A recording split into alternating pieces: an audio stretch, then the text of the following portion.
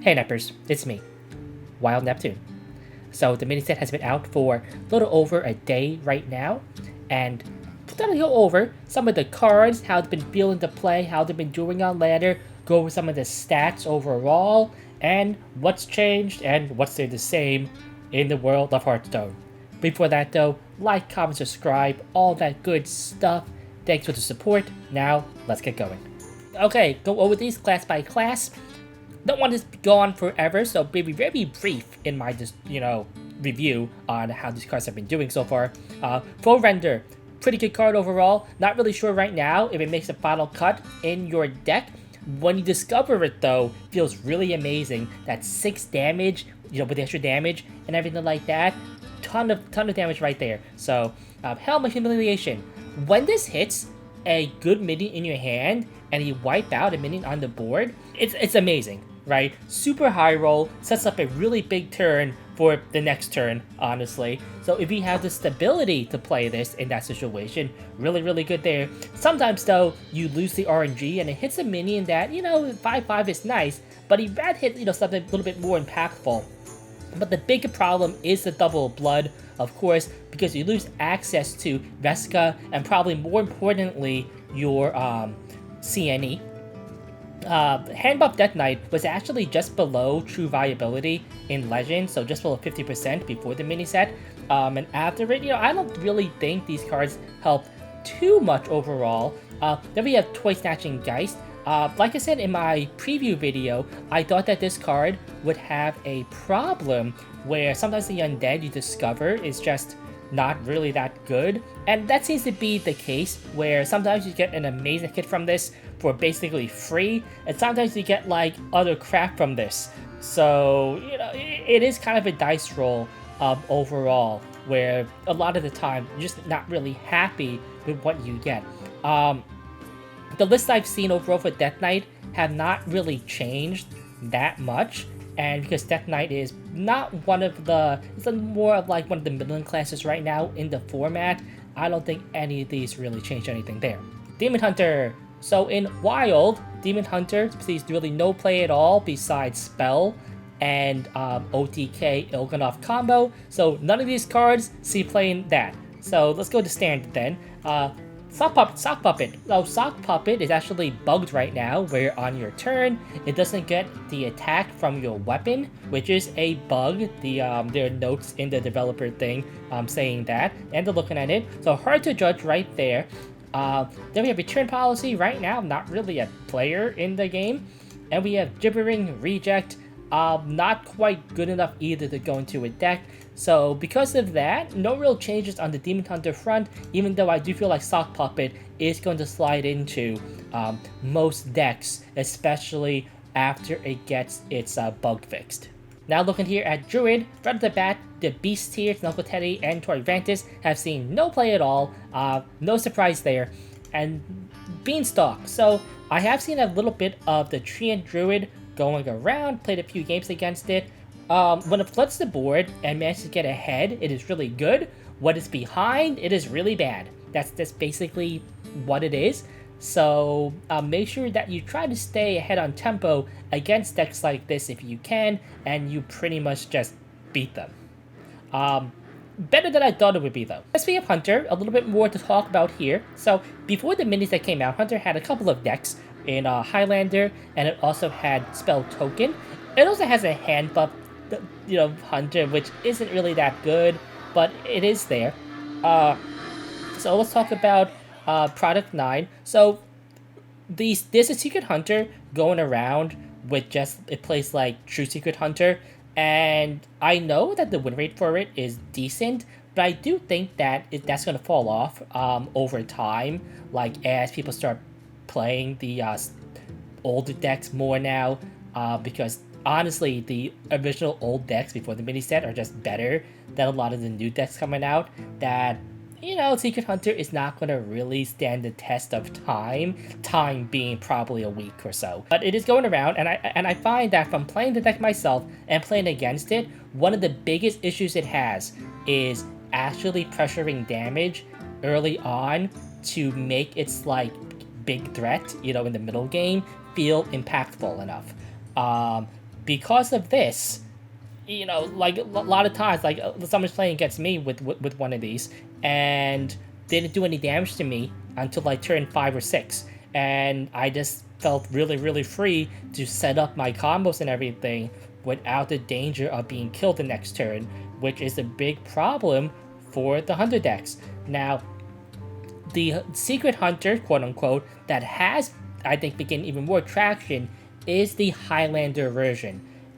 This version does run like one basically every secret. It has cut some of the bigger package, so no more of like the elemental stuff, no more Strangleheart's Heart and things like that. Instead, it runs Product 9, the secrets and everything, and that version seems a lot better.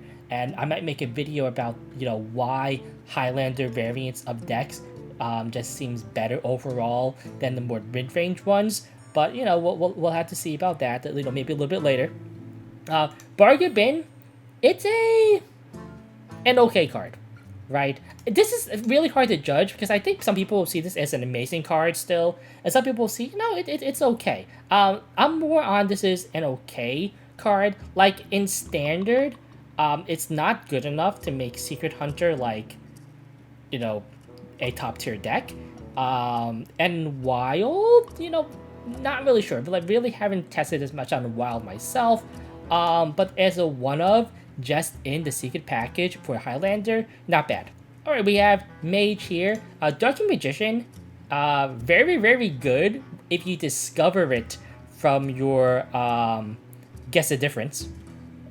This never card goes into a deck, right? But, you know, 3 costs, right? Discover the card, and then play more spells. Very nice there.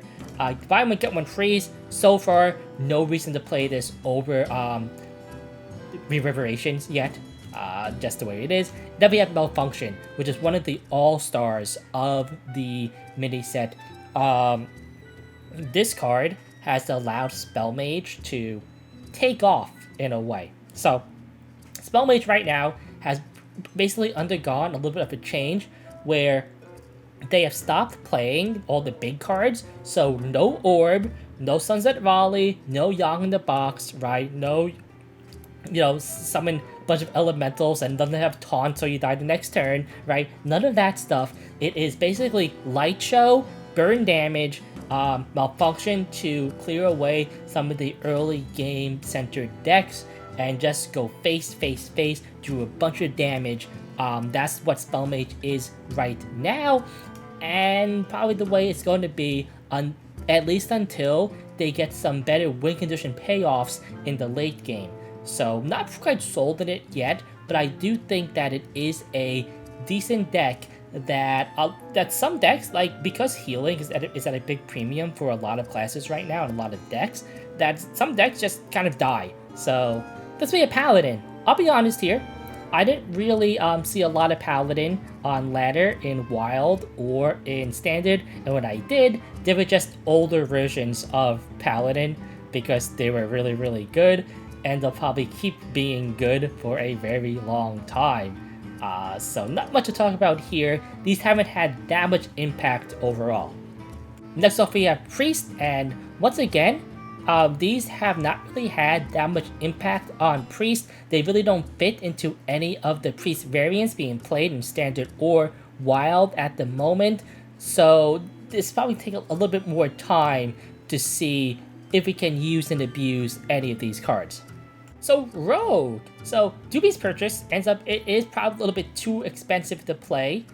Dust Bunny, a cute card, but probably not good enough either to put into a deck. And then we have Twisted Pack. So I said I thought Twisted Pack were really good in the Null deck with stuff like your Shard and things like that too, maybe even with the Quest. It turns out that it's a little bit too slow to play in Wild.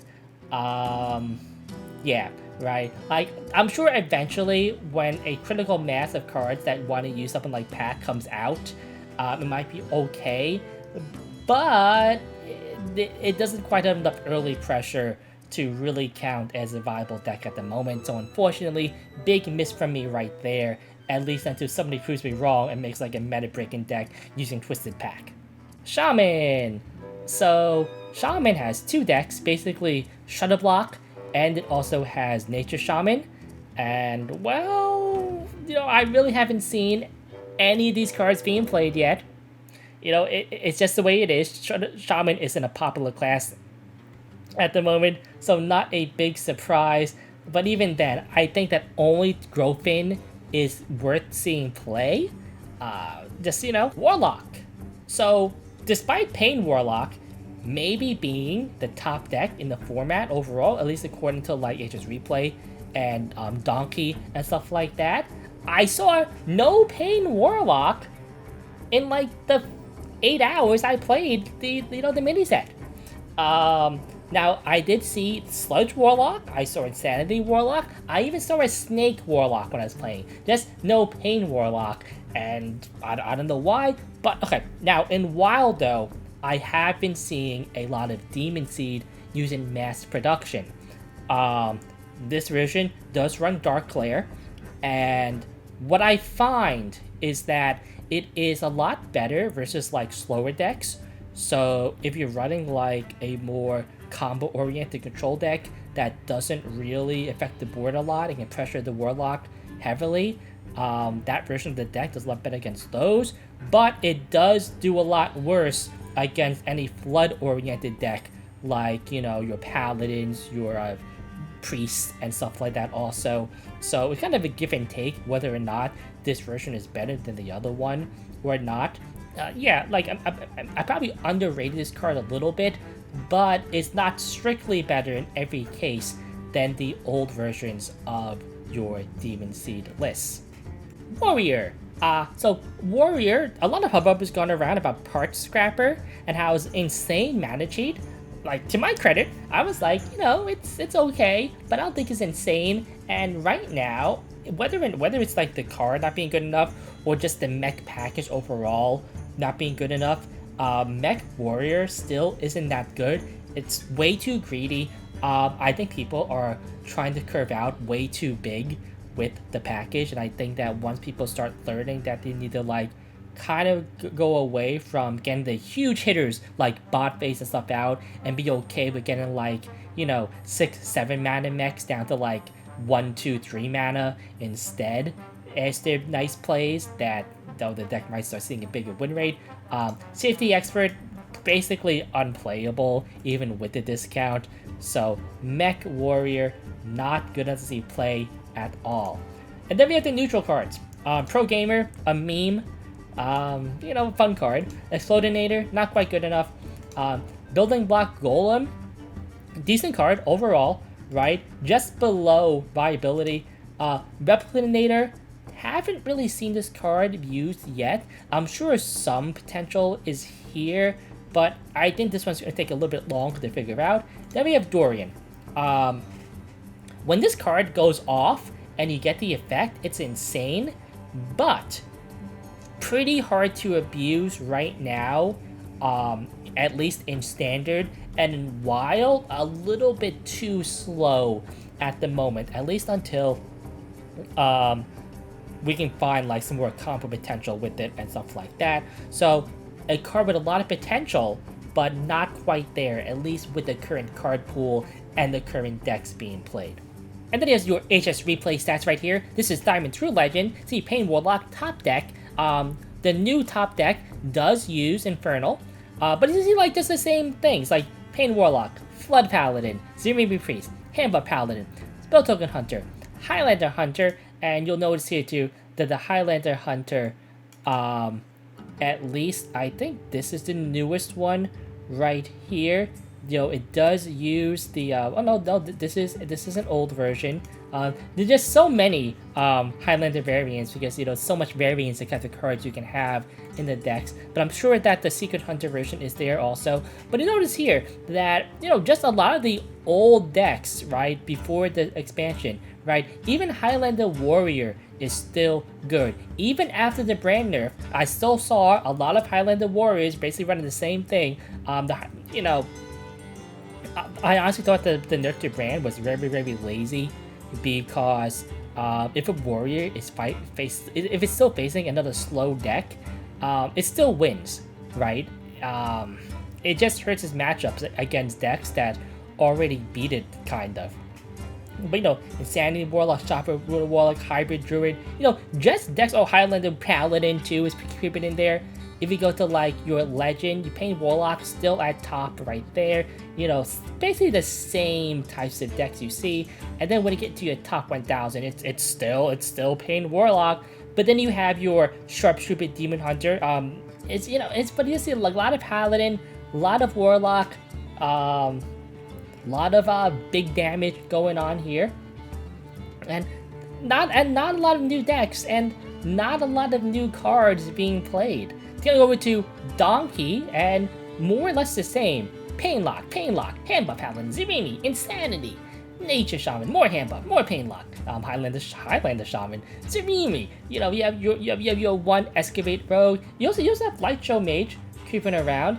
Let's go to like top 1000, and it's basically mages. This mage has like a below 50% win rate, so I don't know, right? There's some tracking there. But you go to Diamond Druid Legend, and you have lots of Paladin, right?